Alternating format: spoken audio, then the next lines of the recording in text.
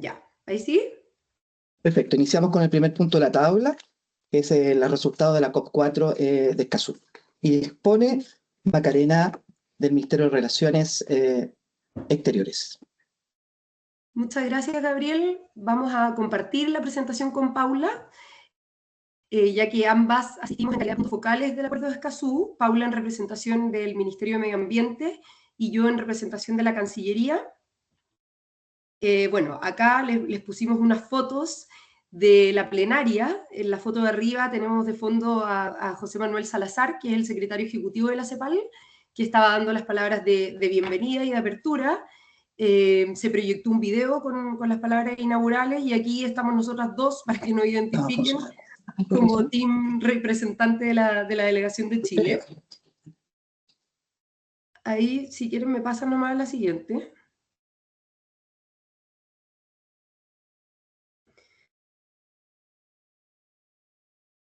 Ahí, bueno.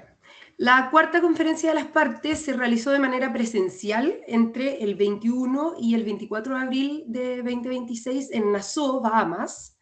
Fue organizada por la CEPAL en su calidad de Secretaría del Acuerdo. La reunión combinó sesiones plenarias, segmento de alto nivel, talleres de fortalecimiento de capacidades y actividades complementarias orientadas a avanzar en la implementación de Escazú. Hubo 472 personas registradas, asistieron 18 estados partes y también hubo transmisión en vivo de la COP. Aquí en esta presentación que luego les vamos a compartir, dejamos el enlace. Bueno, se destaca el segmento de alto nivel que fue centrado en la relación entre el Acuerdo de Escazú y el desarrollo sostenible, donde se enfatizó la importancia de fortalecer la democracia ambiental, la participación pública y el acceso a la justicia como elementos fundamentales para poder avanzar hacia los modelos de desarrollo más inclusivos y sostenibles. Cabe destacar que esta es la primera COP que se realiza en el Caribe. El año pasado habíamos tenido el Foro de Defensores en San Kitts, pero COPs propiamente tal, esta es la primera. En la apertura de la COP hubo un ambiente bastante positivo que fue marcado por la bienvenida de los nuevos estados parte. Se incorporaron así Bahamas, Colombia, que tuvo un rol bastante activo en esta COP, Dominica y Trinidad y Tobago. Y también en el primer día de reunión, en el transcurso de la mañana, hubo reuniones de carácter organizativo. Perdón, ¿me están hablando? Escuché algo de fondo, pero... No. Ah, ya. Y también una reunión de jefes y jefas de las delegaciones, espacios de trabajo con la mesa directiva e instancias de interacción con el público. La siguiente, por favor. Bueno, aquí también en esta presentación les dejamos el programa de la COP4, donde se desarrolló en 3 jornadas que fueron sustantivas para el trabajo, de los diversos trabajos de la COP, digamos, y también fue precedido por la reunión preparatoria del 4 de marzo, como les contamos en la presentación anterior, que fue la pre-COP. Estas sesiones combinaron segmentos políticos, discusiones técnicas, eventos paralelos, que más adelante también les vamos a comentar, y espacios de diálogos con el público. En relación a los resultados de esta COP, y ahí sí me pueden pasar a la siguiente, ahí, muchas gracias. Uno de los principales resultados fue la adopción de 10 decisiones que se agruparon en 3 grandes ejes temáticos y que reflejaron la consolidación institucional del Acuerdo de Escazú, como la necesidad de continuar profundizando en su implementación y en el desarrollo técnico de los diferentes pilares del acuerdo. El primer grupo de decisiones fueron relativas al funcionamiento y a la continuidad institucional, y aquí tenemos las decisiones 4, 1, 2, 3 y 5, que fueron del fortalecimiento de la gobernanza del acuerdo, la continuidad de órganos e instancias de trabajo, y algunos aspectos administrativos y de funcionamiento de las COPs y de sus mecanismos asociados. Por otra parte, tuvimos seguimiento a decisiones de la COP3, y aquí se conversó sobre la revisión de avances mandatados de decisiones mandatadas previamente, la continuidad de procesos que fueron iniciados en la COP3 y el seguimiento de implementación y cooperación regional. Y en el tercer paquete estuvieron las áreas de trabajo regional emergentes, como la incorporación de nuevas discusiones regionales, la profundización técnica de los pilares del acuerdo y ámbitos de cooperación y fortalecimiento institucional. La próxima, por favor. Aquí vamos a hacerle zoom a algunas de las decisiones que fueron interesantes. Primero, la decisión 4/1, que se refirió a la elección de la mesa directiva. Aquí me pasé a la... Ahí sí.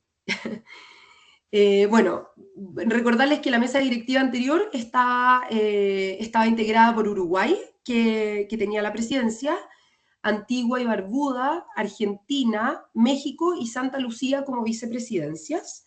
Y esta mesa directiva terminaba el mandato al término de esta COP. Entonces, la decisión específica de la elección de la mesa reitera que esta va a estar integrada además por uno de los representantes electos del público, que tiene voz pero no tiene voto, y que mantiene un diálogo continuo entre el público y aquellos representantes que éste designe, digamos, para las reuniones periódicas conjuntas. Este representante del público se elige hasta máximo 2 meses después de adoptada la decisión. En cuanto al anuncio de la nueva mesa directiva, la presidencia quedó a cargo de San Cristóbal y Las Nieves, y las vicepresidencias quedaron a cargo de Bahamas, Belice, Colombia y Panamá.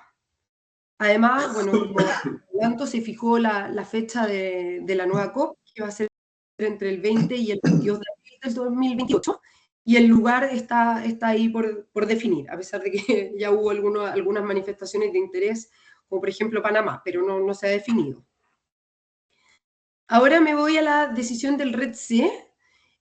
Durante la jornada del 23 de abril se inició una discusión respecto al registro de emisiones y transferencias de contaminantes, RED-C, y en este contexto Chile intervino agradeciendo a la Secretaría el informe que se presentó y además por haber incorporado el tema dentro de los proyectos de decisión que estaban en el paquete para esta COP, ya que había sido una propuesta de Chile.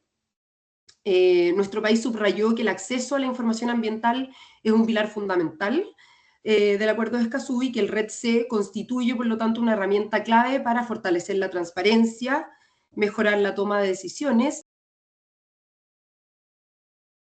e informada. El punto 4 de esta decisión establece un grupo técnico de expertos y dice, bueno, abro comillas, con la significativa participación de las partes, un representante electo del público y el público, y este grupo está mandatado para preparar una propuesta de lineamientos regionales para el desarrollo y el fortalecimiento de los registros de emisiones y transferencias de contaminantes que se van a considerar en la próxima COP. Y bueno, y va a tener en cuenta los elementos comunes, principios, estándares técnicos, etcétera, enfoques cooperativos, y ahí se va, digamos, a tomar en consideración el trabajo que va a realizar este grupo técnico.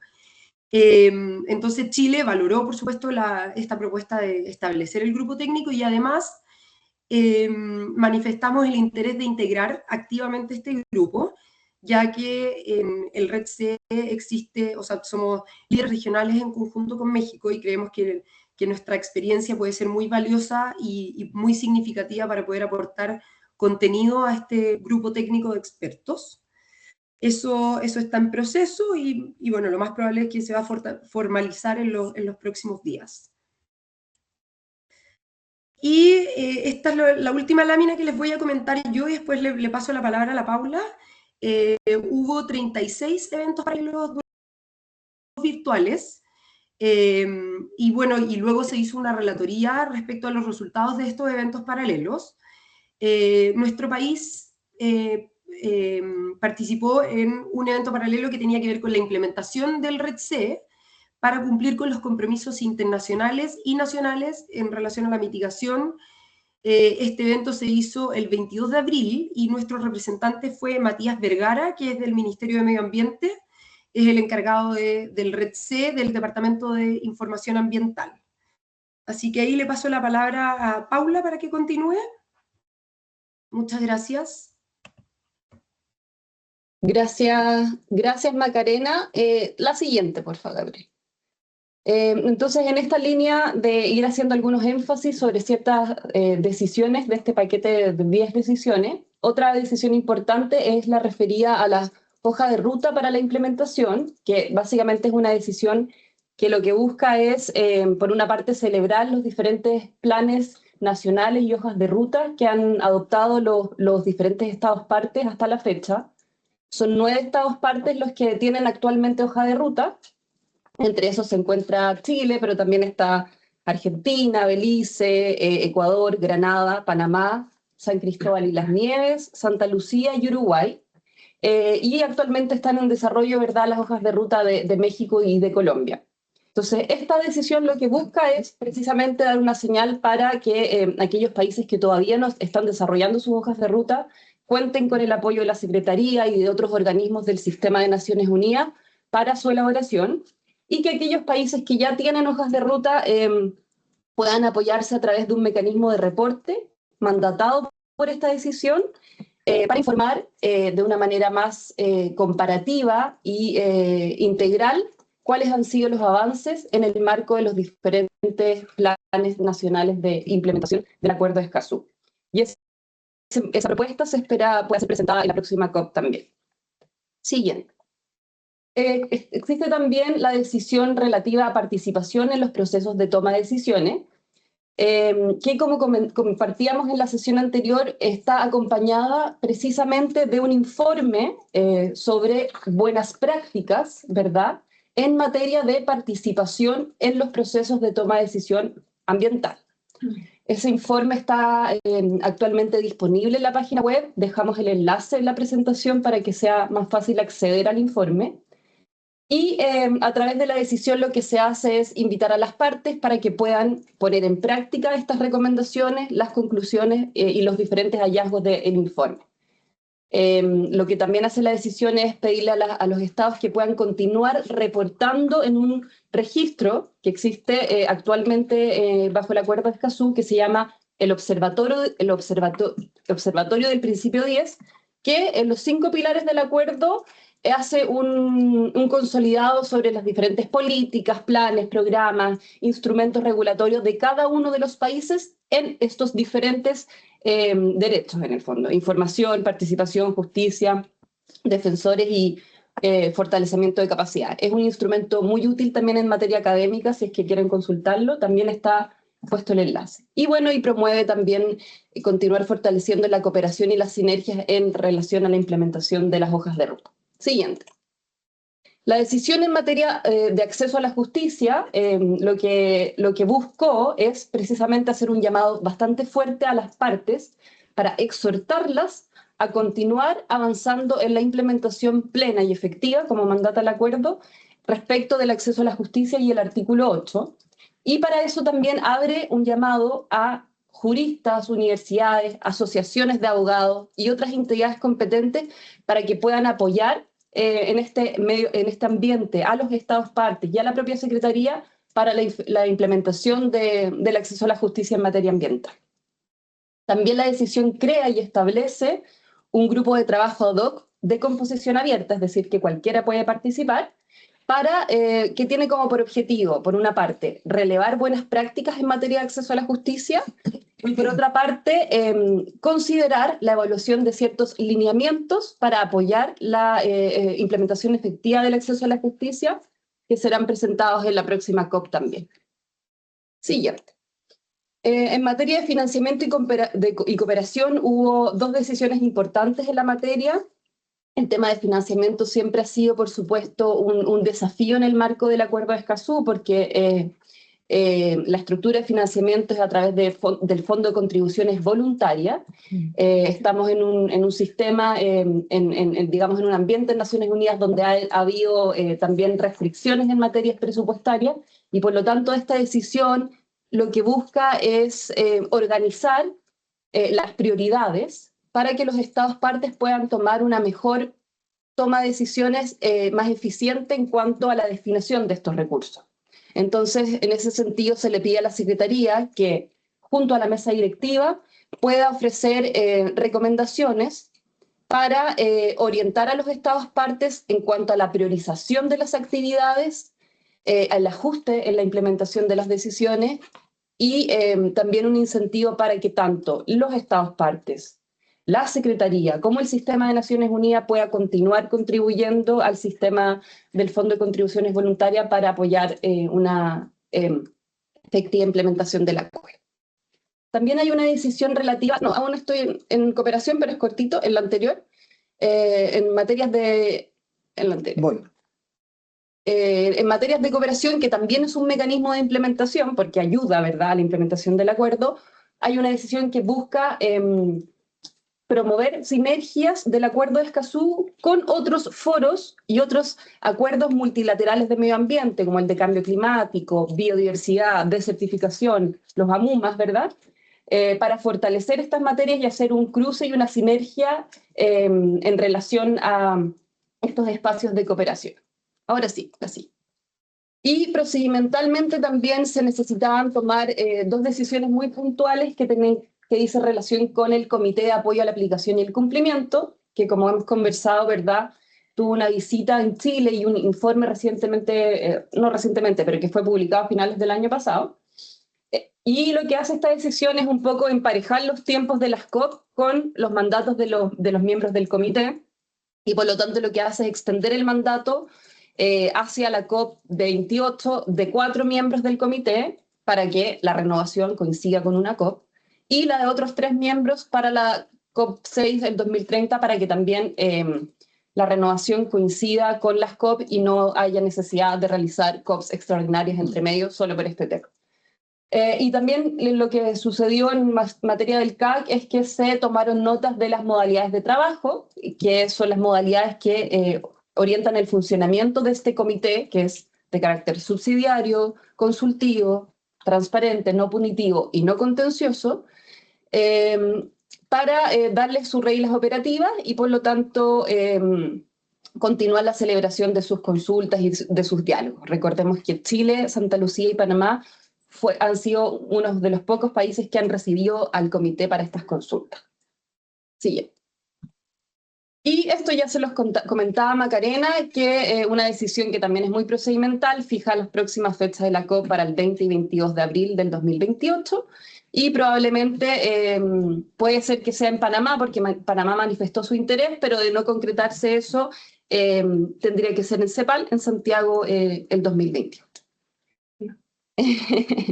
Y otros aspectos del temario importantes, porque son discusiones temáticas que se dieron en torno a la COP, ¿verdad? Dicen relación con la protección y la promoción y la protección de defensores y defensoras ambientales. Hubo un segmento temático en donde el grupo de trabajo reportó los avances respecto de la implementación del plan.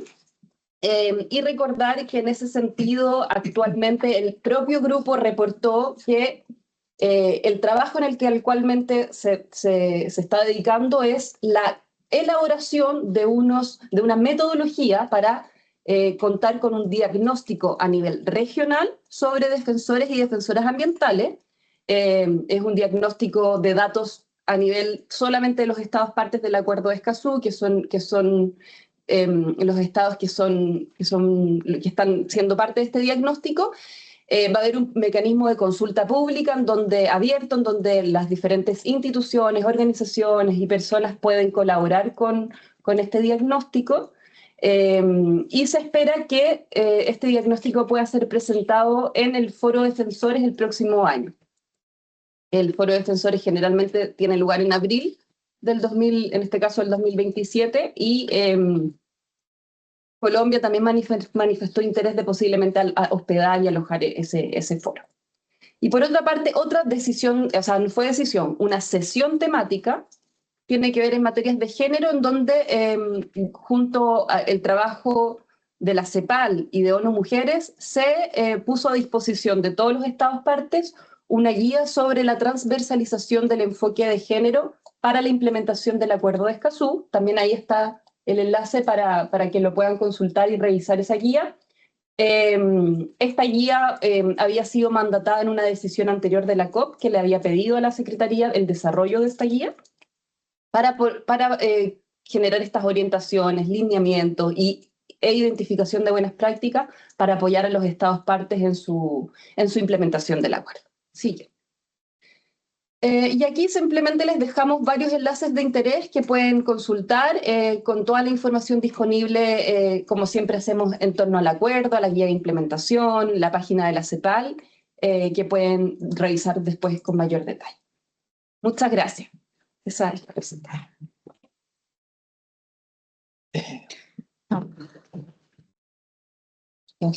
Yo antes, quizá demos la posibilidad a los que asistieron también. ¿Qué quieres poner? Ahí, Yo creo que Joaquín primero. o hay, a lo mejor hay micrófonos por ahí. ¿O no? ¿Se pueden? Aquí por ahí hablo el micrófono, porque Ya. estamos sin micrófono. Vamos para acá. Entonces yo te dejo tu espacio.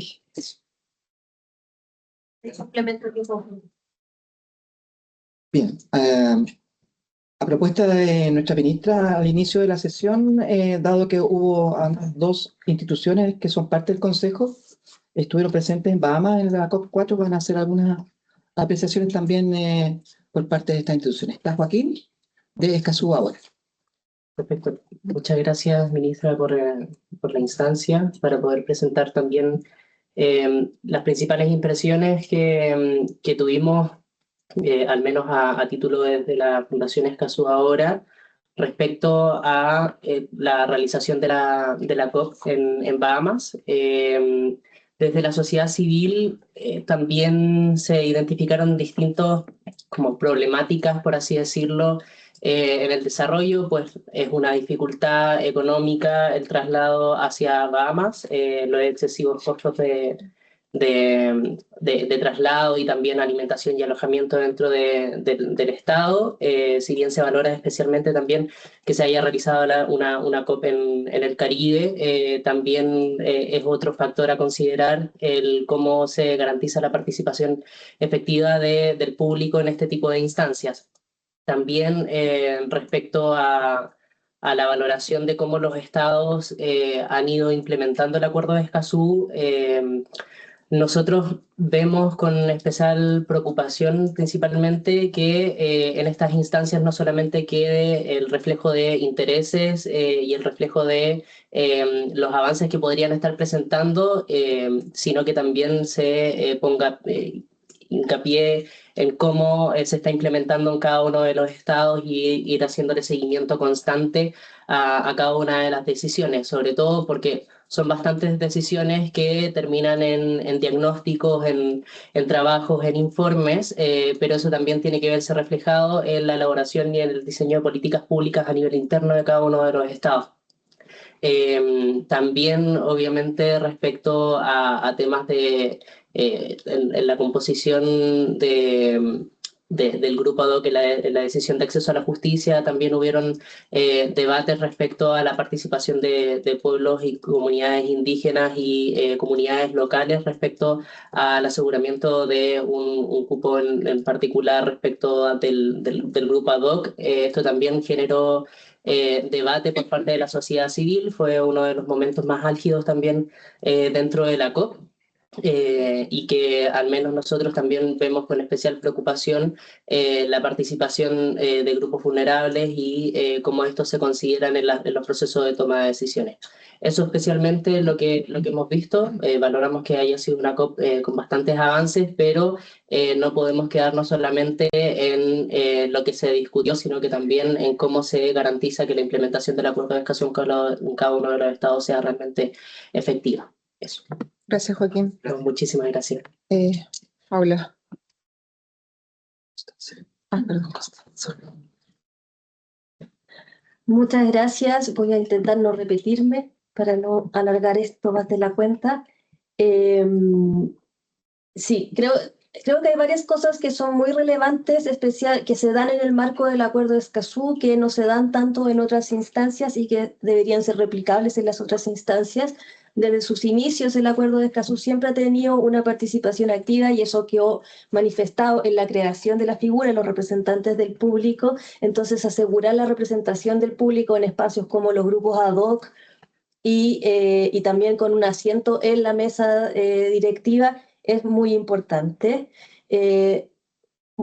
Aprovechando que estoy hablando de los representantes del público, también recordarles que este año hay una nueva elección de representantes del público. Hay que estar haciendo seguimiento en CEPAL ahí de cómo es el mecanismo, las fechas y todo eso, a los candidatos también, pero es fundamental este mecanismo y es algo que hay que valorar y empoderar porque es lo que permite que el Acuerdo de Escazú tenga como carne en las necesidades reales de las comunidades y ciudadanías que enfrentan los conflictos socioambientales. Por otra parte, bueno, me sumo a lo que dice Joaquín, hay crecientes barreras de acceso porque la región es compleja y muy amplia y sin embargo el rol que ha tomado el Caribe en el Acuerdo de Escazú es muy, muy relevante.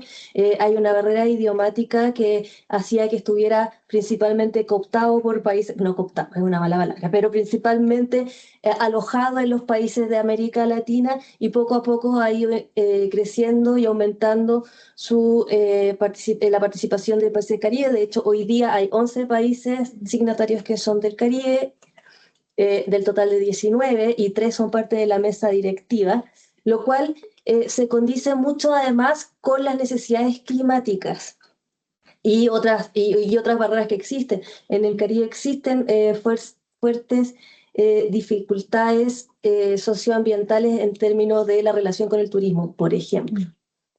Y eso hace que sea muy importante la conversación entre las dos regiones. Y dicho eso, también da paso para hablar de la importancia de la sinergia con otros espacios y en general con todo lo que tiene que ver con la toma de decisión a nivel nacional también, porque el Acuerdo de Escazú es lo que yo creo personalmente, es un acuerdo de base sobre el cual se toman todo el resto de las decisiones. Entonces, a partir de ahí, no puede ser separado de decisiones climáticas, de desarrollo, etc. Súper. Eso, básicamente, no sé si me faltó algo, probablemente sí, les pido disculpas, pero creo que esos son mis principales insights. El resto, todo lo que comentaron mis compañeros, como de detalle más de lo que fue la actividad propiamente tal. Perfecto. Millones de gracias, Constanza, Joaquín, bueno, Paula también y Macarena. Macarena. Entonces pasamos al siguiente punto de la tabla, que es sobre los lineamientos operativos para efectos del funcionamiento de los comités y subcomités. Correcto, gracias, ministra. Recordar que este documento se instala en la primera sesión de Constitución, la necesidad de crear un documento que regule el funcionamiento de comités o subcomités que se constituyan al alero del Consejo.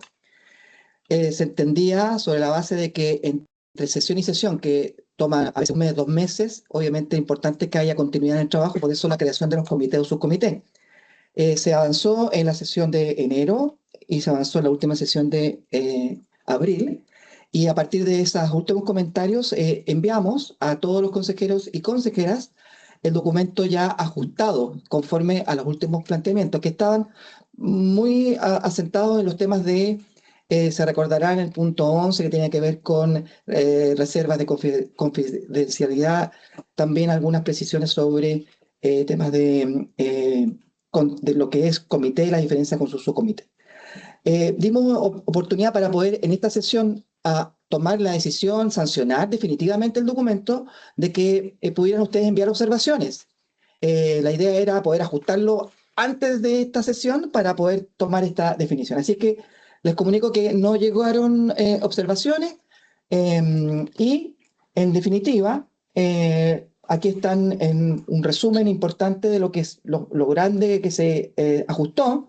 Se precisó la diferencia entre ambas instancias, el comité y subcomité, la regla de funcionamiento y la participación de inclusión a observadoras e invitados, que también fue un aspecto que se comentó en la sesión anterior. Y principalmente el tema más central tiene que ver con la publicidad, tratamiento de antecedentes y representación pública. Tenía otro título, de hecho, se llamada reserva y confidencialidad. Nosotros creemos que en virtud de las conversaciones, de los planteamientos, el título más adecuado era aquel que finalmente estamos proponiendo, que es publicidad, tratamiento de antecedentes y representación del público. En la sesión pasada se recordarán que se hablaba de la idea de tener una cláusula de salida respecto de que no todo podía ser absolutamente confidencial. Todo eso se acogió y se puso en los términos en este documento. Se reemplazó el enfoque de reserva y confidencialidad por una regla general de publicidad de los productos elaborados en el comité y subcomité. La regla general serán públicos una vez representados o informados al Consejo Nacional, que es un poco la solicitud que surgió fuerte desde el punto de vista de organizaciones de la sociedad civil en este Consejo. Entonces tenemos ahí los productos, informes, minutas, técnicas, propuestas, recomendaciones u otros productos de trabajo. Tratamiento excepcional, que era lo que es importante tenerlo a consideración, podrán existir resguardos en casos fundados y proporcionales cuando la publicidad pueda afectar derechos de terceros, datos personales, seguridad o integridad de personas, información sujeta a reserva o protección legal. Es decir, es hacer explícito aquellas cosas que la verdad que nuestra normativa de regulación lo contempla, pero es importante que para el efecto de los consejeros sepan que existen estas normativas de regulación de confidencialidad o privacidad, ¿cierto?, de datos. Eso es muy relevante. Así que, dicho eso, por acá hay otro punto que también se hizo.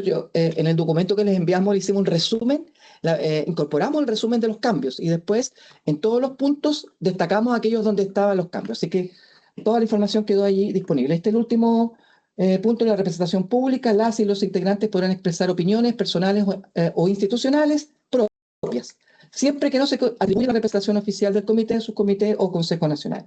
El rol de coordinaciones. Las personas coordinadoras solo podrán comunicar públicamente conclusiones, recomendaciones o productos una vez que hayan sido presentados o informados al Consejo Nacional. También eso fue un ajuste que se realizó. Así que eso nomás, ministra, creo que estamos en condiciones de poder hecho explícito los principales cambios, poder sancionar el documento. Gracias. Yo me queda una duda. ¿Con esto estaríamos listos? ¿Lo aprobamos ahora? Exacto. Dado que no llegaron observaciones, no hay que hacer un nuevo reenvío, entonces. Correcto. Esa fue la idea de poder avanzar en este tema que ya llevamos. Esta sería la tercera como sesión. Igual tomé por ahí contacto con algunos consejeros que son los que más opinaron para ver si tenían observaciones para llegar lo más armados hoy día y poder decir sí, estamos ajustados a todos los planteamientos finalmente que... Recuerden que igual ya tenemos, estos son como nuestras reglas de funcionamiento y ya están funcionando los comités. Entonces, la verdad que en la práctica hemos dado que esto funciona. Entiendo que igual hay que votar para dejar registro de que hay acuerdo a esto. Está la posibilidad de que haya alguien que pueda plantear su... Hagámoslo al revés, porque entonces si alguien no está en contra o tiene algún comentario. Exacto. Los que están conectados. Y si no, se daría por aprobado por unanimidad. ¿No hay nadie de los que están conectados? ¿Alguna consulta? Avisen porque no la estamos viendo, entonces. Si alguien puede levantar la manito, lo estoy viendo aquí en pantalla, o que prenda su micrófono y nos diga alguna observación. No, parece que no. O sea, por aprobado, entonces por unanimidad. Estamos. Bueno, entonces imagino que se va a enviar después el texto final a todos. Ya, correcto. Perfecto. Estupendo. Vamos al siguiente punto. Convocatoria para el grupo ampliado público-privado. Así que ahí va a exponer la propuesta metodológica. Bien. Esto es absolutamente relevante. Voy a hacer una presentación general respecto de este hito, el cual anunciamos. Es parte de la reglamentación, ¿cierto?, de la resolución que aprueba la conformación y funcionamiento de la gobernanza Escazú en Chile, que es la resolución 4890. Entonces, esta gobernanza, en general, que conformó, si ustedes pueden ver el Consejo Nacional, que es esta instancia, más las gobernanzas regionales, también existe este grupo ampliado, ¿cierto?, público-privado. Es parte de la gobernanza Escazú en nuestro país. Y quedó asentada en el Plan Nacional de Implementación que fue aprobado por el Consejo de Ministros de turno, ¿cierto? Y que luego fue operativizada a través de la resolución 4890. ¿En qué forma quedó operativizada? La podrán ver, por ejemplo, en las funciones del Consejo Nacional. Una de las funciones del Consejo Nacional, la letra J, plantea que, ¿cierto?, será una de las funciones el convocar el Consejo Nacional a esta instancia de grupo ampliado, a lo menos una vez al año. Así también el artículo 38 lo desarrolla un poquito más, ¿ya? Así que ese es el fundamento principal. El grupo ampliado público-privado forma parte del funcionamiento entonces del Consejo Nacional. Eso es importante relevar. Su objetivo es recibir cuenta pública de los avances del Plan Nacional de Implementación Participativa del Acuerdo de Escazú y la convocatoria debe realizarse al menos 30 días hábiles de anticipación y ser ampliamente difundida. Eso quedó en la resolución. Por tanto, es algo que no podemos desatender. Luego, hay planteado en la resolución un objetivo general que es dar cuenta pública, pero aquí quisimos en esta propuesta poder acercarnos un poquito más un aterrizaje respecto de lo que sería esta instancia. La sugerencia es plantearnos, ¿cierto?, como este gran objetivo general, desarrollar una instancia abierta de información, de diálogo. De hecho, así está planteado en la resolución, pero luego agregamos un poco elementos como retroalimentación pública sobre los avances del Plan Nacional de Implementación Participativa del Acuerdo de Escazú, fortaleciendo los temas centrales, ¿cierto?, que es la transparencia, la participación y también un aspecto que para nosotros es relevante, la vinculación entre el Consejo Nacional y las gobernanzas regionales también, así como el público interesado en este tema a nivel nacional. Los objetivos específicos, entonces, presentar una cuenta pública sintética sobre los avances del plan, incluyendo el trabajo desarrollado por el Consejo Nacional y sus comités. También es una propuesta que podamos, dado que hay algunos avances y vamos de aquí a que se desarrolle esta instancia, estamos ciertos que vamos a poder seguir avanzando también en el trabajo de los comités. Entendemos que es importante que el Consejo dé cuenta también de esos avances. Promover un espacio de diálogo que permita recoger observaciones, preguntas y propuestas del público participante, ¿cierto?, sobre la implementación del acuerdo. Identificar temas de interés ciudadano que puedan ser considerados por parte del Consejo Nacional y sus comités de trabajo de futuro. Es decir, este espacio obviamente nos va a reportar con insumos que pueden ser muy interesantes para el trabajo que está desarrollando este propio Consejo. Y fortalecer la articulación con las gobernanzas regionales de Escazú. Eso también hay que plantearlo, hay que decir que una de las funciones del Consejo Nacional y también quedó como funciones de las gobernanzas regionales es que haya un espacio de interlocución, de relacionamiento, ¿cierto?, entre lo que es el trabajo que desarrolla el ámbito nacional, el Consejo, con respecto a lo que está ocurriendo a escala regional. Por eso, yo les recordaba que en las sesiones anteriores que tenemos los 16 gobernanzas regionales funcionando. Es una homologación un poco lo que hacemos aquí, pero a escala más pequeña, ¿cierto? Representación, sector público, sociedad civil, academia, y que ellos están elaborando planes de trabajo. Por tanto, interesante el que podamos conocer y también ellos puedan conocer a su vez el trabajo que está desarrollando el Consejo. Creemos que también puede ser una instancia de generar instancias de interlocución entre estos espacios. Bien, luego, desde el punto de vista de criterios metodológicos, son criterios bastante conocidos, aceptados de manera general, lenguaje claro, que sea con foco en resultados, brechas y próximos pasos, participación territorial, es decir, incorporar participación de actores que son del territorio en regiones de nuestro país, trazabilidad de los aportes, registrar, ordenar, sistematizar y estas observaciones que puedan recibirse puedan ser sistematizadas, accesibilizar la información respecto al material que vamos a generar a partir de este trabajo, resguardo de datos personales, obviamente, y devolución posterior, es decir, todo lo que esto debe dar cuenta de un trabajo que va a quedar en acta, un documento que después también pueda ser difundido y a todos los interesados, los que han participado. Luego tenemos, estos son criterios generales desde el punto de vista metodológico, modalidad de convocatoria y público objetivo. La modalidad de la propuesta se plantea que sea en esta ocasión una modalidad virtual, así aseguramos la participación, además los costos que hay desde el punto de vista de hacer una actividad hoy día a escala presencial, así que a través de plataforma Zoom facilita la incorporación de personas y organizaciones en regiones, permite registro, sistematización y publicación posterior. La convocatoria, ya lo comentaba, 30 días hábiles de anticipación, eso no podemos modificar. debe publicarse en el sitio web institucional del MMA Escazú de Chile y también incorporar otros canales de difusión a escala nacional y regional. Público objetivo. El público objetivo es público, así está planteado. Aquí hay una especie de un desglose un poquito más detallado.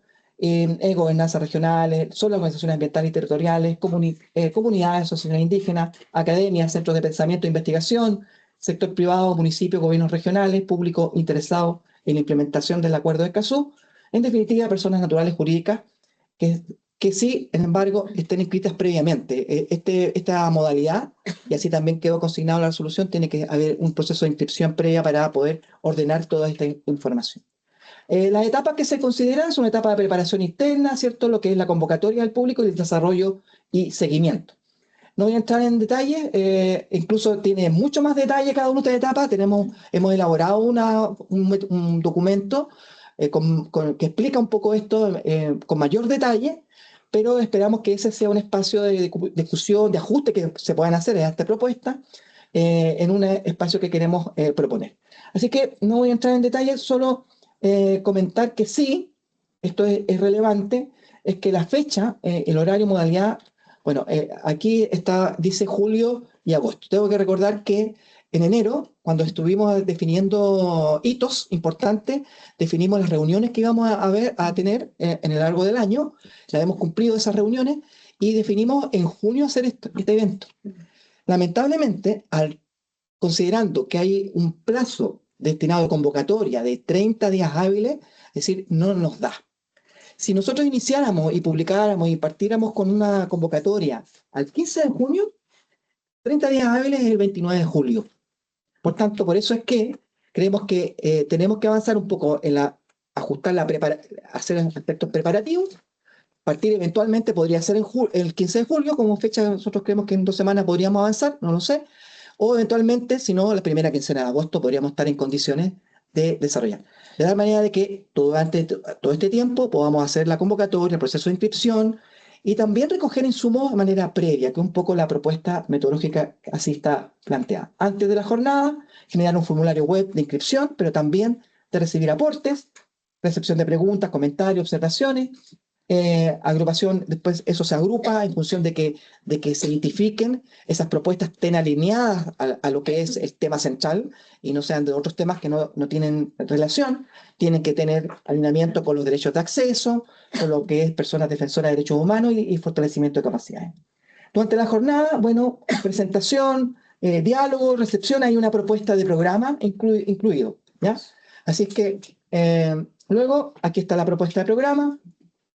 Es una actividad de 2 horas, donde tendríamos como producto esperado, ¿cierto?, un registro de inscripción y asistencia, la grabación de la sesión, el acta de la reunión, informes breves de sistematización, la minuta de temas para el seguimiento, publicación posterior del acta y grabación y la devolución sintética del público participante. De esta manera de tener transparencia respecto de este proceso. Por tanto, ya esta es la última lámina. Ministra, la idea queremos proponer al Consejo es que obviamente hoy día no vamos a entrar al detalle de lo que significa organizar un evento como este, desde el punto de vista metodológico. Sí, hemos presentado en términos generales y sí tenemos un documento fino. ¿Qué es lo que queremos proponer? Como un proyecto de acuerdo, es que aprobar de manera general los criterios metodológicos, ¿cierto?, para la primera convocatoria, que está conforme al artículo 38 de la resolución 4890. Reprogramar la convocatoria, modificando la referencia inicial que se realizaba en junio, considerando el plazo mínimo de 30 días hábiles y las acciones preparatorias, ¿cierto? Una nueva fecha propuesta para fines de julio o agosto de 2026. Eso es importante porque como era un acuerdo anterior, la idea es que tenemos que modificar el acuerdo. Bien, encargar a un comité de seguimiento. Yo diría, no a un comité, al comité de seguimiento. Nosotros tenemos 2 comités funcionando, ¿ya? Comité dedicado a temas de... Entonces, la idea... Dado los temas que se abordaron, el mandato que tiene este comité de seguimiento, que ya conocimos un poco su primer avance, creemos que esa instancia podría ser una buena instancia para poder revisar esta propuesta metodológica y poder ajustar a lo que sea necesario, de tal manera que sea obviamente una prerrogativa de esta instancia que nace al alero del Consejo Nacional, ¿ya? Entonces encargar al comité, y si no hubiera como alternativa, sino hacer uno para el efecto, es decir, crear un comité específico. Ahí está la propuesta que habría que entrar a acordar. Entonces, en su defecto, una instancia ad hoc al Consejo. La revisión y ajuste es el mandato a la propuesta resguardando obviamente la coherencia con el Plan Nacional y la Resolución 4890. Facultar a la Secretaría Técnica, en coordinación con el comité o esta instancia que vamos a tener, para preparar la convocatoria, el formulario web, material de difusión, es decir, todos los aspectos preparatorios. Sí, no podemos estar convocando luego a una nueva sesión porque eso nos puede retrasar mucho el iniciar el hito, que va a ser el hito de convocatoria. Y la fecha, finalmente, definitiva, modalidad, programa final y contenidos principales, entonces que sean informados al Consejo Nacional, eso es relevante, sin perjuicio que su implementación, ¿cierto?, al conforme al mandato que se apruebe, si es que efectivamente este mandato a la Secretaría y al Comité poder avanzar. Ahí está entonces la propuesta general, ministra, y también una propuesta de propuesta de acuerdo para efecto de que si la votamos a favor podamos ya entrar. Yo creo que lo que habría que definir si es que hay alguna opinión en contrario importante y si no ya definir si es el comité de seguimiento. Tenemos el comité de seguimiento estuvo constituido por 9 instituciones, representantes del mundo académico, sector público, sociedad civil, bastante heterogéneo, es el comité más grande.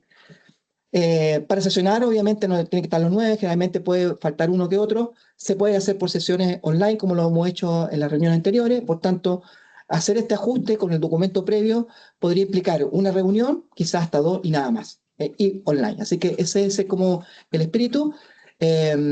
Y si no está eso del que sea el comité de seguimiento, tendríamos que proponer quizás constituir con los presentes un comité ad hoc. Súper, muchas gracias, Gabriel. Yo creo que primero partamos, porque son las fechas. Claro. Entonces, partamos por el tema si hay acuerdo para modificar la fecha. Yo creo que igual es importante porque la próxima sesión del Consejo, En julio. claro, y ahí se va a presentar el reporte. Entonces, igual es importante conocerlo previamente, recibir feedback para efectos después de la presentación de este comité más ampliado. Entonces, primero, si hay acuerdo para postergar las fechas, los que están online. Sí, por favor, si los que están online pueden tener alguna manifestación, ya sea por el chat, que lo estoy mirando, o lo pueden hacer prendiendo su micrófono. ¿Alguna opinión? Ahí hay un... Ah, no, era un dedito para arriba. O sea, Hay manifestaciones a favor. Ah, dedito para arriba, sí. sí, ya. Ah, no, hay una mano levantada, Paulina. Sí. Paulina, te escuchamos. ¿Puedes prender tu micrófono, por favor?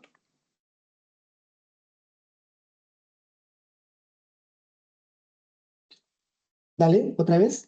Estás muteada, Paulina. No lo escuchamos.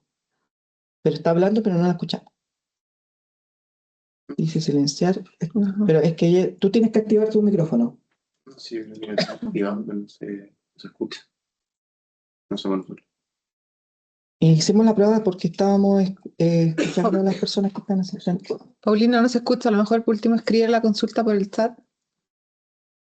¿No se escucha ahí? ¿Se escucha? ¿Ahora sí?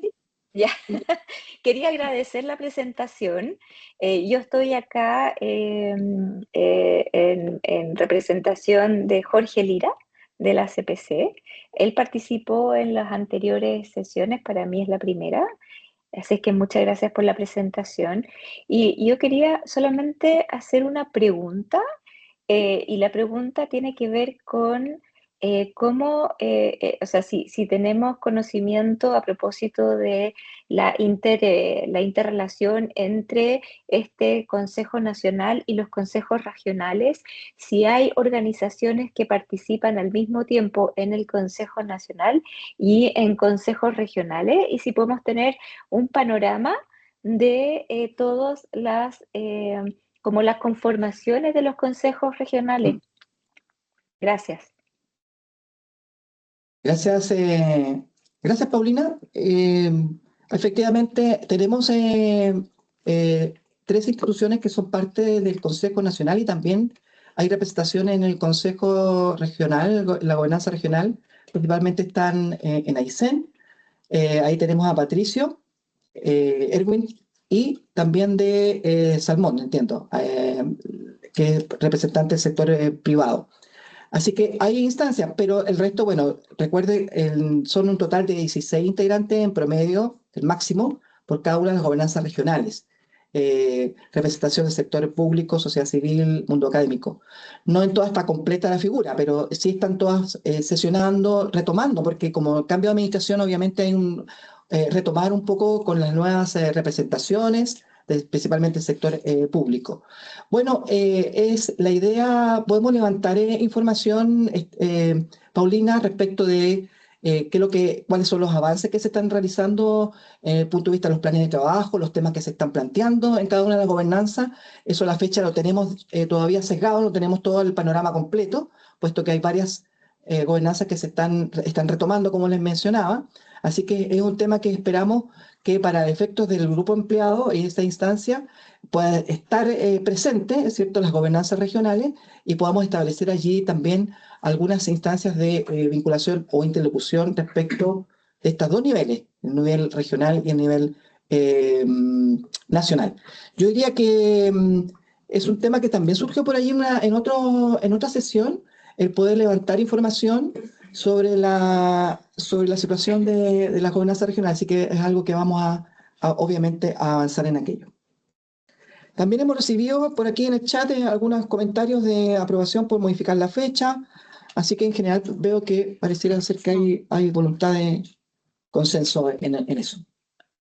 Perfecto. Entonces el siguiente punto es quién va a hacer el acompañamiento de seguimiento. Si le pedimos al comité de seguimiento, creamos otra instancia. Aquí tenemos algunos integrantes. Estaba Defensoría de Niñez, Consejo para la Transparencia, Servicio de Evaluación Ambiental, Primer Tribunal Ambiental. Lamentablemente el primer tribunal tenemos una persona que está allí conectada, pero no es, la persona titular está tomando registro porque para dar continuidad, pero no está la ministra ni la colega que estuvo de coordinación incluso del comité. De Fundación Escazú ahora también ONG FIMA, que las dos están presentes, de la Universidad Católica de la Santísima Concepción y la Universidad Diego Portal y también la Corporación Chilenco desde el sector privado empresarial. Así que no sé si alguna de las personas que son parte de esta instancia del Comité 2 podrían tener alguna manifestación de voluntad respecto de asumir esta idea de poder sesionar como comité y poder mirar la propuesta metodológica. Insisto que hay una propuesta más desarrollada y podamos enviarla con anticipación y podamos sesionar para hacer los ajustes y poder tomar estas definiciones. Sí, claro.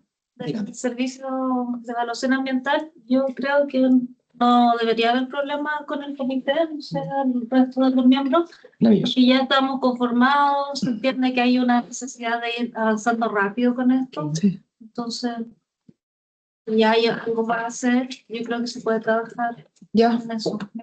Los online parece que están todos también online. Si hay alguien de online que estuviera en contra, daríamos por asentada la propuesta. Parece que estamos. Siento que serán los dos puntos que están Sí. para ahora. Sí. Ya. Perfecto. Entonces cerramos el cuarto punto de la tabla y vamos al último, que es una presentación del CEA respecto a los plazos de tramitación. Y aquí nos va a acompañar Rodrigo Román. no sé. También está Mauricio Cortés. Rodrigo Román, Servicio de Evaluación de paso. Ambiental.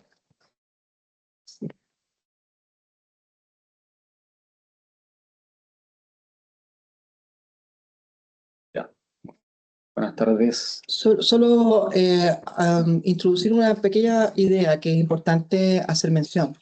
Es un tema que efectivamente, como la ministra mencionó, surgió en la sesión anterior, sin embargo, se le ha solicitado la intervención al CEA para que dé cuenta de ello, pero siempre en el marco de lo que es el ámbito de competencia, de los contenidos que se discuten acá en el Consejo Nacional, que tiene que ver con la implementación del Acuerdo de Escazú. Entonces, la solicitud fue en función justamente de los derechos de acceso, la información, participación. Ese es el encuadre, obviamente, que debería tener esta presentación. Muchas gracias. Perfecto. Muchas gracias. Mi nombre es Rodrigo Román, jefe subrogante de la División de Evaluación Ambiental y Participación Ciudadana. Me acompaña Mauricio Cortés, que es parte del Departamento de Participación Ciudadana, Comunidad y Medio Humano, que tiene el Servicio de Evaluación Ambiental. Y bueno, nosotros traemos esta presentación, la dividimos en dos partes, básicamente, un poco mostrarle cómo es la dinámica de los tiempos de tramitación en el sistema de evaluación de impacto ambiental, que esta información pública, de acceso directo, información que también se encuentra en línea, y que ustedes pueden acceder a ella, y no solamente sobre los tiempos de tramitación en el sistema de evaluación de impacto ambiental, sino también sobre otras componentes que están y que se puedan derivar de esta data que nosotros manejamos diariamente y que se encuentran en los expedientes de evaluación de los proyectos. Me voy a poner los lentes para ver un poquito la pantalla. Bueno, esta información está disgregada, está separada por regiones, se puede acceder también, y básicamente está presentada en tiempos promedio, y ahí se puede diferenciar, por ejemplo, los tiempos que se toma el Servicio de Evaluación Ambiental en evaluar los proyectos directamente en tiempo, en días hábiles, y también las líneas naranjas, por ejemplo, si uno mira las tablas que están hacia abajo, se pueden ver los tiempos totales que están relacionados a la suspensión de tiempos que son parte del proceso de evaluación ambiental, y son los tiempos que se toman los titulares para responder los IXARs que salen dentro de la evaluación ambiental de los proyectos. Así que un poco para mostrarles esto, el acceso a la información y que esta data se va y está disponible para quien quiera acceder a ella. La siguiente. Acá nosotros queremos mostrarles un poco cómo ha sido el comportamiento de los últimos 8 años en la tramitación y en los tiempos que se toma en el fondo el sistema para evaluar proyectos.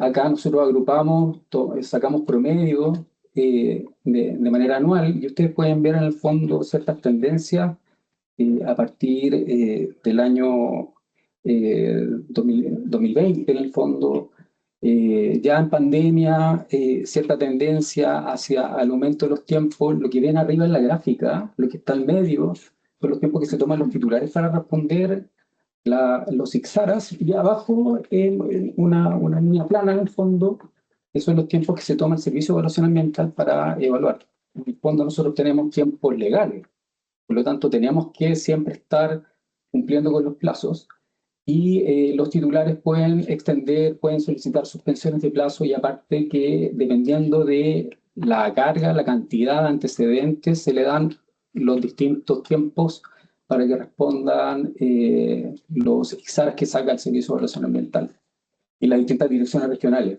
Y hay cierta tendencia, en el fondo, que vemos el aumento de los tiempos, y actualmente estamos sobre 900 días totales. Si lo vemos, es lo que se toma aproximadamente un proyecto en tramitarse en el sistema de evaluación de impacto ambiental. Esto específicamente para los estudios, y si vemos la siguiente, para las declaraciones de impacto ambiental, misma tendencia. Esto tomamos una data entre 2018 y 2025. Esto también está disponible en nuestra página web. Ustedes pueden descargar planillas de Excel y hacer los mismos cálculos en el fondo. La siguiente. Acá tenemos el fondo separado por rubro. Tomamos la misma data de años y por distintas industrias, en el fondo se ve cómo este comportamiento se replica, y con las distintas realidades de cada, en el fondo, perdón, eso está por región. Esto es por región. y cómo se replica esa misma tendencia, los tiempos que se toma el Servicio de Evaluación Ambiental y los titulares para responder los distintos ICSARAS. Y hay marcadas regiones, por ejemplo, que están vinculadas con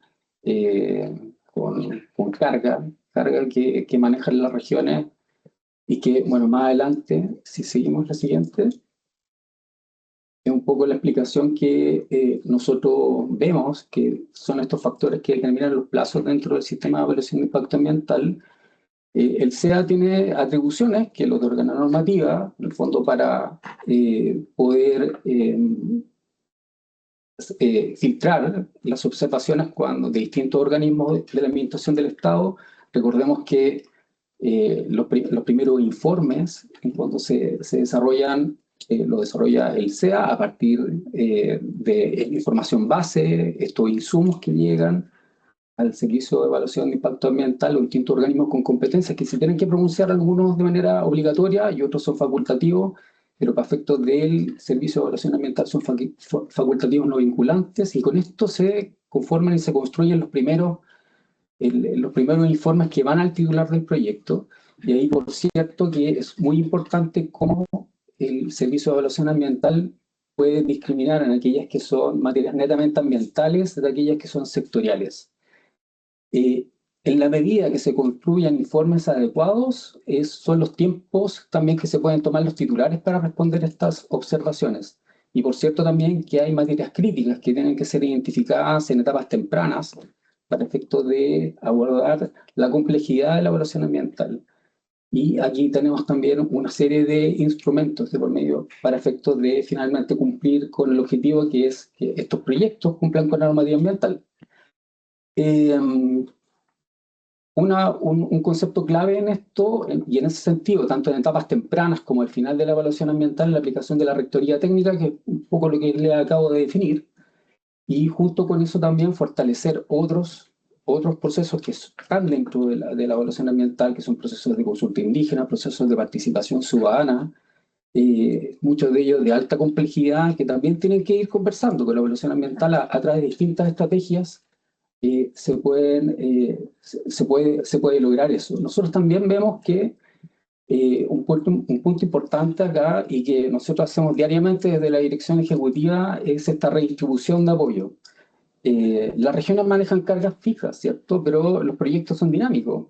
Tenemos mayor tasa de ingreso en algunas regiones, en algunos momentos. Hay ciertos picos de proyectos y por lo tanto los recursos se tienen que redistribuir. Y nosotros hacemos eso desde la dirección ejecutiva a través de distintos departamentos, el Departamento de Participación Ciudadana, departamentos de asistencia también a la evaluación ambiental. Y eso básicamente en relación a la temática de evaluación y tiempos de tramitación que les quería presentar. Yo creo que para que me escuchen las personas tengo que estar ahí. Sí, cambiarse. Perdón, pero...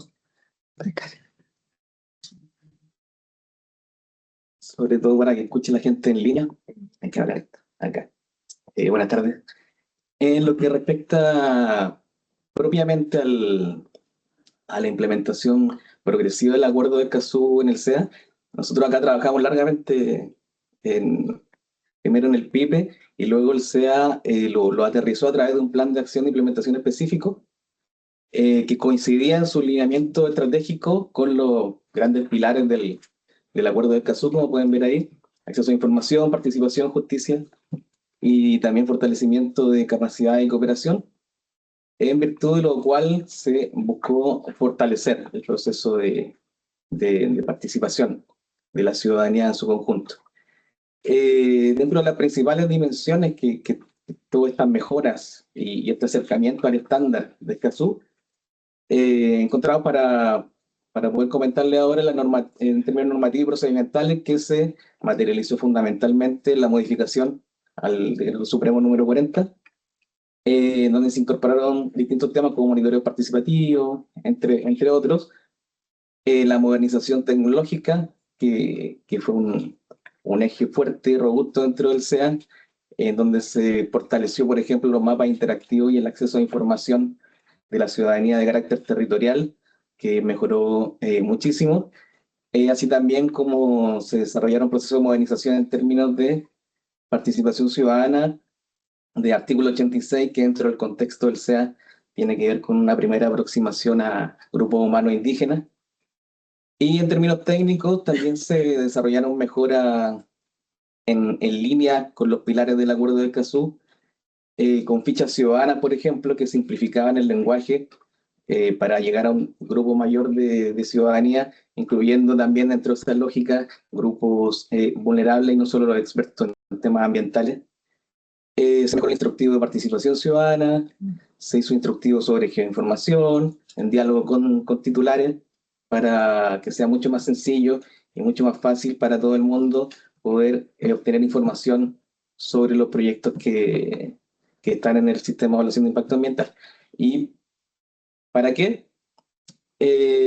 Para finalmente, a través de estas 38 acciones que consistió el plan de acción del SEA, que se cumplieron todas en un plazo de 2 años, un poquito más, lograr fortalecer el estándar del sistema de evaluación de impacto ambiental en relación con la participación ciudadana, en coherencia y dándole consistencia de acuerdo a los pilares del Acuerdo de Escazú, para mejorar la calidad de la evaluación ambiental, por supuesto a través de una mayor cercanía con el público, que es ciudadanía, que son grupos humanos, pueblos indígenas y otros actores, y diversificando y ampliando los canales a través de los cuales la ciudadanía se puede informar y puede participar. Estas 38 acciones ya se implementaron. Ahí a Gabriel le podíamos siempre contar los avances, y ahora estamos ya en propiamente implementación y seguimiento. Ya estamos en el seguimiento de estas acciones que están totalmente ya entretejidas con el quehacer del CIA en general. Así que ya es parte del proceso de evaluación. Eso por el lado de la implementación de Escazú en el CIA. Muchas gracias. Perfecto. Muchas gracias al equipo del SEA por la presentación. No sé si alguien tiene alguna consulta de la presentación. Yo pido la palabra, pero quiero que si la puedo dar. Antonio es el subrogante de nosotros. Perfecto. Dale. Sí, muchas gracias.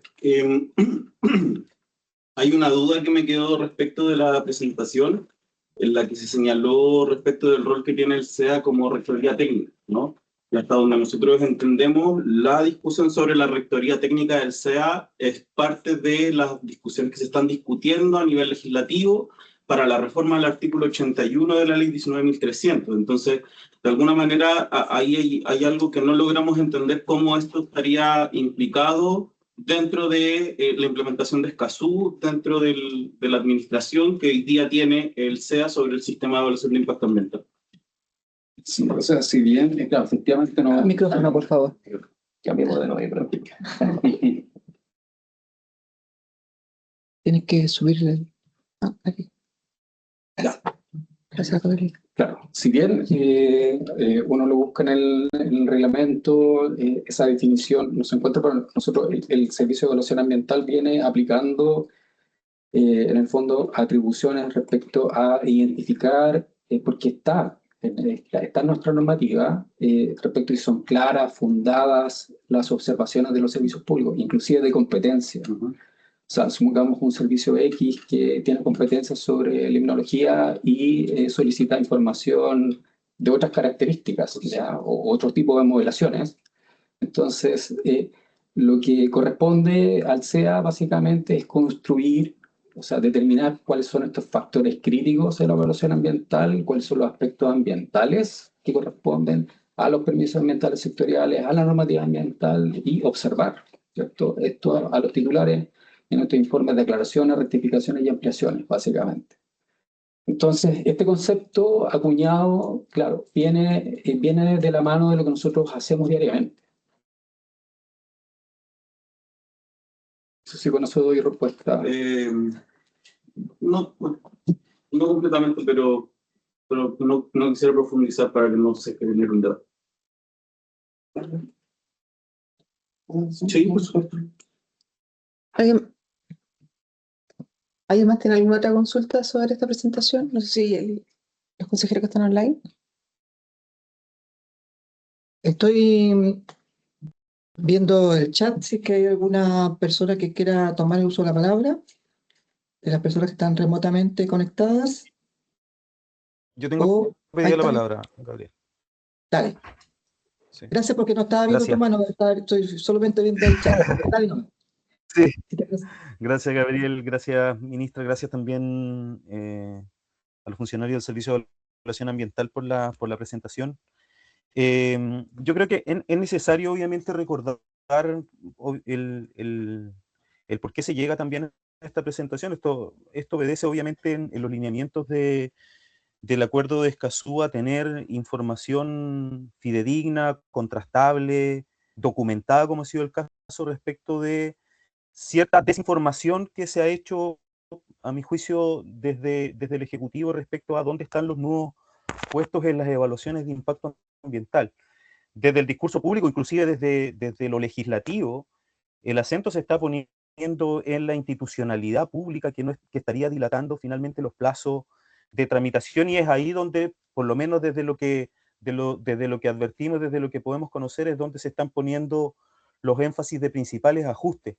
Y eso es importante desde el punto de vista de Escazú, porque efectivamente, para poder participar de la toma de este tipo de decisiones, la participación ciudadana, etcétera, en todo este tipo de discusiones, obviamente necesitamos contar con información, como digo, reitero, fidedigna, como lo que se ha expuesto hoy día. Y ahí destacar que en la presentación, en la primera lámina, ya queda en evidencia, esto es información que uno puede revisar, obviamente, en la página del Servicio de Evaluación Ambiental, que las grandes extensiones de plazo y donde está generándose el incremento tiene que ver precisamente con las suspensiones que piden los titulares de proyectos.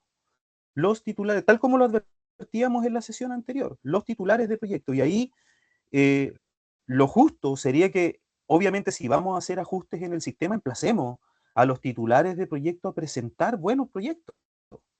Y eso va a redundar, obviamente, en mejores proyectos, va a redundar en mejor información, obviamente, ambiental, para que esté en la línea de base, digamos, en esta plataforma donde se tienen que compendiar todas las líneas de base a nivel nacional. Bueno, vamos a tener mejor información. Pero por lo menos desde el discurso público, inclusive de nuestras autoridades actuales, estamos viendo que esta información se desconoce. Entonces, lo primero que quiero comentar es precisamente eso, que la exposición finalmente termina comprobando, demostrando que donde se tiene que poner el acento en los ajustes para que el sistema de evaluación de impacto ambiental no demore lo que actualmente está demorando en evaluar proyectos, es precisamente en la calidad de las declaraciones o estudios de impacto ambiental que están presentando los titulares. Malas declaraciones de impacto ambiental tienen mayores interrogantes por parte de los servicios públicos y de la ciudadanía, y eso está redundando en que se tomen años, inclusive en responder. Ahora estamos en una evaluación ambiental que el titular se demoró 2 años en responder el primer IXARA. Eso como primera cosa. Y lo segundo, y con esto termino, esta discusión obviamente tiene el interés en materia de Escazú porque sobre la base de estos supuestos de que las trabas estarían en los tiempos que se toman los servicios públicos y no los titulares, sobre la base de ese supuesto se están promoviendo modificaciones legislativas y modificaciones legislativas que pueden tener implicancias importantes en materia de implementación del PIPE, que es el objeto de este consejo.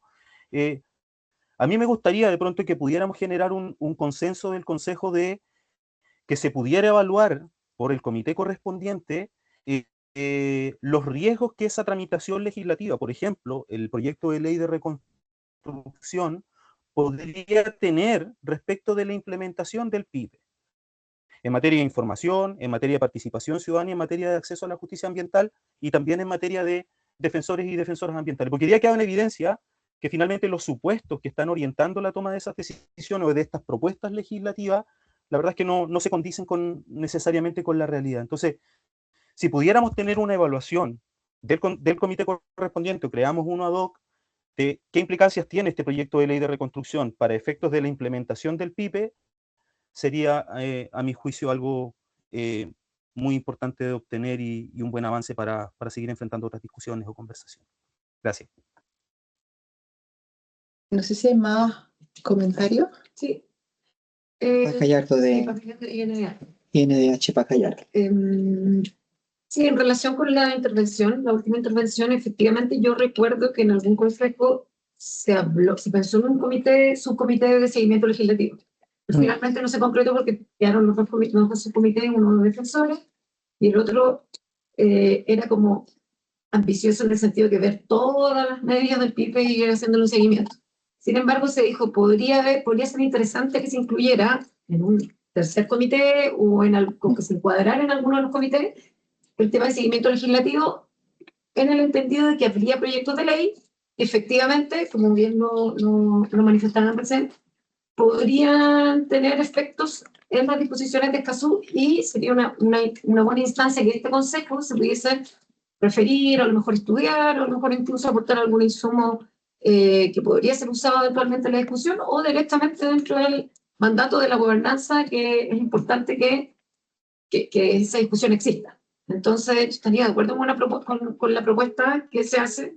No sé si de un tercer subcomité o a lo mejor encuadrarlo en alguno, porque claro, si uno lo ve por temas como de defensores, se podría ver como especialidad alguno de los aspectos, y el otro que como tiene tareas más bien ambiciosas, tal vez, no sé si lo está considerando en estos minutos, tener el seguimiento legislativo en cuanto a esta iniciativa, y no solo esta iniciativa, sino que otras. Perfecto. Yo tengo la mano levantada. Patricio. Perfecto.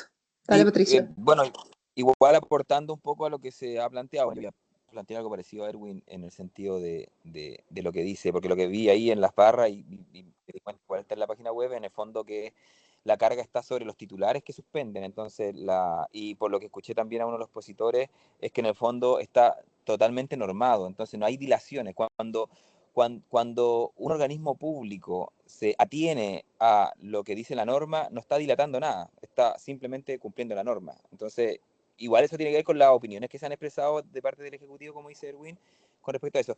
Yo creo que con lo que dice la representante del INDH, ahí tenemos claro, debiéramos a lo mejor resolver una posibilidad, efectivamente, crear un subcomité que pueda hacer un plazo acotado, como lo habíamos visto en el reglamento, en la propuesta que se planteó con respecto a comité y subcomité, pudiera hacer un análisis legislativo, ¿cierto? Y cuáles son las implicancias que tienen muchos de esos para el efectivo cumplimiento del PIPE, o eventualmente también lo pongo como una posibilidad de poder votar una sesión extraordinaria, ¿cierto? Para no complejizar lo que es la próxima sesión, que va a ser en el mes de julio, a lo mejor durante el mes de junio, donde pudiéramos dedicarla específicamente a un análisis y se pudieran hacer aportes basándonos en una primera propuesta del Ministerio con respecto al análisis que hace con el proyecto de ley de reconstrucción, ¿cierto? U otras normativas también, modificación a las otras legislaciones ambientales, y su cruce con el éxito en el cumplimiento del PIPE, por lo menos en el avance del cumplimiento del PIPE. Entonces, doy esa como dos posibilidades que deberíamos resolver. Y una cosa como de moción de orden, no sé, Gabriel, si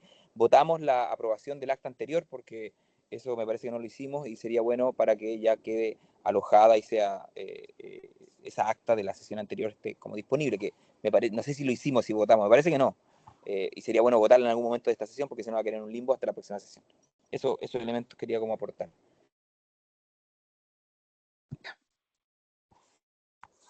Más consultas, sino para ir cerrando. Ya, voy a... Estamos un poco pasados. Estamos un poco pasados por la hora, ¿ya? Pero a ver, un poco hacer referencia, primero agradecer al CEA por la exposición. Efectivamente, todos estos datos están disponibles en la página web. Ustedes pueden ingresar, se pueden revisar cómo han ido acrecentándose los plazos con el paso de los años. Hay algo que es importante para complementar los antecedentes, es que también con el paso de los años la regulación ambiental se ha ido haciendo más densa, en el sentido de que se han sumado, está la regulación de la ley marco de cambio climático, se ha sumado la ley de humedales, se ha ido sumando, por ejemplo, la ley REP y otra serie de otras normativas que obviamente han ido ampliando el espectro de análisis para efectos de la evaluación del impacto ambiental. Entonces, también lo que se le exige a los servicios públicos, y Rodrigo me puede complementar, para efectos de revisar los antecedentes, también ha ido aumentando. Entonces, aquí hay una mezcla de múltiples factores, y quiero hacer una aclaración porque aquí jamás aquí no hay se habla de supuestos como que estuvieran algunos supuestos medio alterados y eso no es cierto. De hecho, los artículos que vienen a validar la rectoría técnica del SEA que se está implementando son recogidos y también el artículo que perfecciona el procedimiento de reclamación para ir resolviendo un tema que se ha tratado por varios años, son recogidos textualmente del proyecto de ley de reforma del SEA de la administración anterior. O sea, aquí hay un consenso bastante amplio, esto es una discusión no de ahora, sino que yo creo que vamos 10 años discutiendo las distintas problemáticas del SEA y se han ido, a lo largo de todos estos años se han ido de alguna forma acotando los temas que transversalmente se cree que hay dificultad y es necesario hacer ciertos perfeccionamientos. Y en el proyecto de ley de reconstrucción lo que se hace es que se toman ciertos aspectos que están del proyecto de ley de reforma del SEA porque se considera que puede adelantar su implementación para permitir ir resolviendo ciertos espacios de debilidades operativas que es necesario tenerla resuelta ahora. Eso no quita obviamente que en el proyecto de ley de reforma del SEA es súper importante, hay otros temas muy críticos, que está todo el tema de la discusión finalmente cuál va a ser el diseño institucional, que hubo un comité de expertos en el periodo anterior, en el mismo contexto legislativo, que abrió varios temas, se pusieron también el foco en los tribunales ambientales, hay modificaciones sobre la evaluación ambiental, la evaluación ambiental estratégica, y varios otros temas. Entonces también de esto las modificaciones van en esa línea, o sea, no hay una innovación de algo que ya se viene discutiendo al menos en los últimos 2 años en sede legislativa y que fue aprobado de hecho en el primer trámite por parte del Senado el año pasado y pasó el segundo trámite a comienzos de este año. Solo para complementar en esa línea, también la Corte Suprema presentó un informe en el contexto del proyecto de ley de reconstrucción y de hecho no se cuestiona que haya ninguna merma en cuanto al acceso a la justicia y solo para dar ese antecedente. Obviamente me parece sería súper, yo creo que un tremendo aporte si es que se logra conformar este equipo que dé una revisión de seguimiento legislativo de proyectos.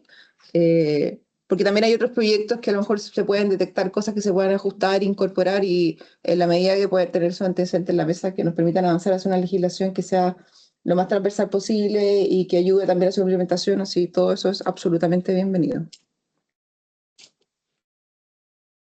Ministra, si me permite, respecto a lo que plantea el consejero sobre el acta anterior, comentar que el procedimiento de elaboración de las actas está en el reglamento y nosotros hacemos envío de la acta y para las personas que tienen observaciones hacemos los ajustes necesarios, hacemos las correcciones en virtud de las transcripciones y los videos de las sesiones. Entonces, cuando tuvimos observaciones, en este caso de la última acta, hicimos las correcciones, luego tomamos contacto con las personas, por tanto, luego de eso, nuestro ministro de Fe, la vicepresidenta, toma también firma del acta de final junto con la ministra y es publicada. Eso ya aconteció. Tenemos publicada el video de la sesión anterior, el acta de la sesión anterior, la presentación de la sesión anterior en nuestro sitio web de Escazú. Por tanto, solo recordar que el procedimiento es, estos son actas, transcripciones, no hay interpretaciones y si hay diferencias, se acuerdan con la persona y se revisan los materiales de tal manera de no estar necesariamente tener que estar aprobando en sesiones posteriores el acta. Eso es el procedimiento. Perfecto, entonces yo creo que estamos. Muchas gracias a todos los consejeros. ¿Sí? Pero yo creo que faltó definir si vamos a tener el comité. Tenéis toda la razón, disculpa. Vamos a poner en votación el tema de la conformación de este comité legislativo. No sé si... ¿Tienes palabras? Y yo tengo un par de varios. Ya. Recojamos entonces los puntos que pasa que tiene. Yo me tengo que retirar, entonces. Tiene que retirarse la ministra. Tendrían que quedar ustedes. 5 minutos, o sea, hacemos intervenciones breves. Hay solicitud de Constanza y también en el chat, perdón, en el remoto. Partamos por ahí. Es Patricio, ¿no? Que tiene la mano levantada. No, yo la bajé. Paulina lleva un rato con Paulina. la mano. Sí. Bien, gracias. Paulina. Muchas gracias. y muchas gracias por la presentación. Yo quería preguntar cuál es el objeto del Consejo Nacional y por qué se hace esta creación del comité de seguimiento, si tiene que ver con el objeto del Consejo Nacional o no. Porque eso en el fondo me preocupa para saber efectivamente si estamos siguiendo el mandato y la misión del Consejo Nacional o nos estamos desviando, porque a mí lo que me preocupa, y por eso quería entender bien si hay un secretario abogado o cómo se está llevando la conducción de que lo que este Consejo Nacional se enfoque es a lo que efectivamente nos llama y nos convoca a la creación del Consejo Nacional. Gracias. Gracias, Paulina. Tomemos las palabras y hacemos la... Ya. Bueno, sobre el Consejo Nacional solamente decir que es hacer acompañamiento y seguimiento a la implementación del Plan de Implementación Nacional y en ese sentido tener un subcomité que pueda ver cómo afecta las propuestas legislativas a la implementación del Plan de Implementación Participativa de Escazú, es, a mi punto de vista, totalmente ad hoc. Eso es una cosa, pero no era mi palabra la que quería decir. La que quería, dentro de mis varios, era si el SEAD, además de, junto con el acta, nos puede mandar la presentación que hizo, por favor. Sí, todo queda. Ya, y mi otro varios no tiene nada que ver, tiene que ver con lo de la COP de la primera parte, que se me olvidó mencionarlo, que también recordar que Chile, dentro del Plan de Implementación Participativa de Escazú, tiene comprometido aportes al Fondo Voluntario de Escazú, y eso también es algo que es fundamental para la implementación regional. Bien. Muchas gracias. Efectivamente, doy fe de que, así como planteaba el INDH, pasa respecto de que en alguna oportunidad se habló de creación y en esa oportunidad se dijo, veamos cómo funciona, veamos cómo esto avanza, partamos con los dos comités y así lo hicimos. Ahora nuevamente surge esta idea nuevamente de un seguimiento legislativo sobre temas que afecten a la implementación del Acuerdo de Escazú, que es un poco lo que nuestra vicepresidenta hace mención. Efectivamente, Paulina, el Consejo Nacional tiene una secretaría técnica y esa labor la desempeño yo, que soy mandatado por el Ministerio para desempeñarla. Luego, en esa lógica, es el artículo 4 del reglamento, la resolución 4890, que plantea los objetivos y efectivamente tiene que ver con el apoyo a la implementación al Ministerio sobre lo que es el seguimiento de la aplicación del plan del Acuerdo de Escazú en nuestro país. Si este comité obviamente tiene que estar dentro del marco de un seguimiento legislativo, en la medida que tenga pertinencia con los temas que aborda el Plan Nacional de Implementación, los derechos de acceso, los 5 líneas estratégicas. Ese es el marco, no puede salirse de él. Por tanto, lo que se está planteando es la afectación que podrían haber, ¿cierto? Por ejemplo, tenemos una normativa, un anteproyecto de ley para defensores ambientales. Eventualmente este comité podría decir en qué etapa está, dar informe y analizar respecto de cómo está avanzando ese, y obviamente tiene estrecha relación con el plan de implementación. Y así se plantea que eventualmente otras normativas podrían afectar. Ahí, bueno, en estos comités que se conforman también somos parte y tratamos de dar ese marco necesario. Para efectos de crear este comité, habría que tomar un acuerdo de votación y el procedimiento podríamos utilizar el que utilizamos la vez pasada, que fue desde a no ser que haya manifestación inmediata, y registramos las instituciones que forman parte o se hace el envío de un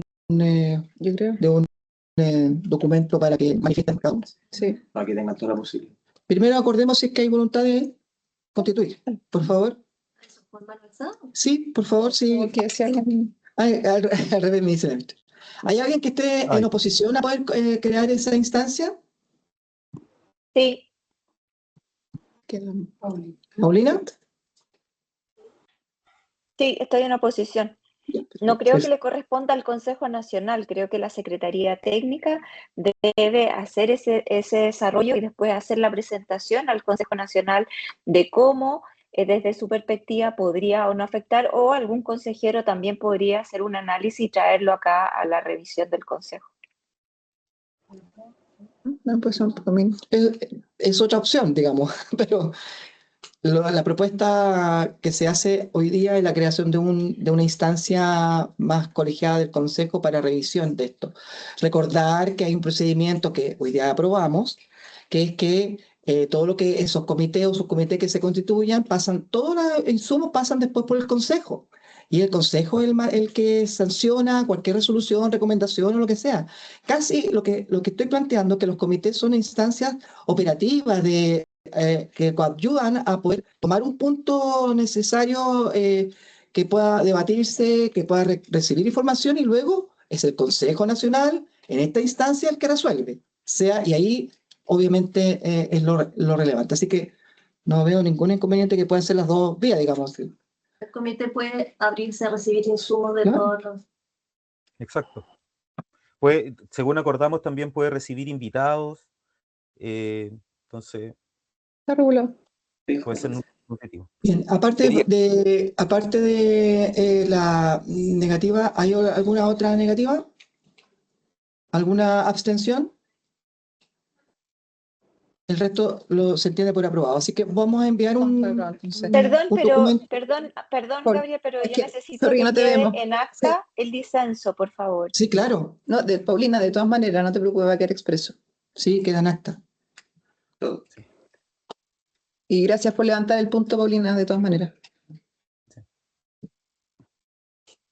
Damos por cerrada la sesión. La siguiente es en julio, con la presentación de la implementación del FIFE. El reporte 2025. Así es, lo que va, y ahí yo creo que va a ser, bueno, vamos al tema del plan, porque yo creo que... Ese va a ser el único tema, yo creo. Sí, porque van a salir el tema de los avances y probablemente se abran varias aristas ahí. Y bueno, hacer el insumo para la actividad. Y también deberíamos, perdón, estoy hablando como un poco desordenado, también contar ahí, incorporar que se nos informe cómo va la implementación de la actividad de julio-agosto. Eso. Claro, a lo mejor en ese mismo debería tener también participación en el comité de seguimiento de implementación, cómo está funcionando. Tener un avance por lo menos, porque si no... Sí, efectivamente. Los plazos en algún momento en la constitución. Plazo acotado, o sea, no acotado, pero... Erwin, ¿no es cierto? No, Patricio. Patricio, sí, Patricio, de hecho estamos en la misma idea, en la misma línea. Ya. Estimados, un gusto, un abrazo a todos a la distancia, que estén muy bien y nos veremos en 2 meses. Gracias a todas las personas que están conectadas, que estén muy bien, buen fin de semana para todas y todos. Gracias, hasta luego. Buen fin de semana. Gracias.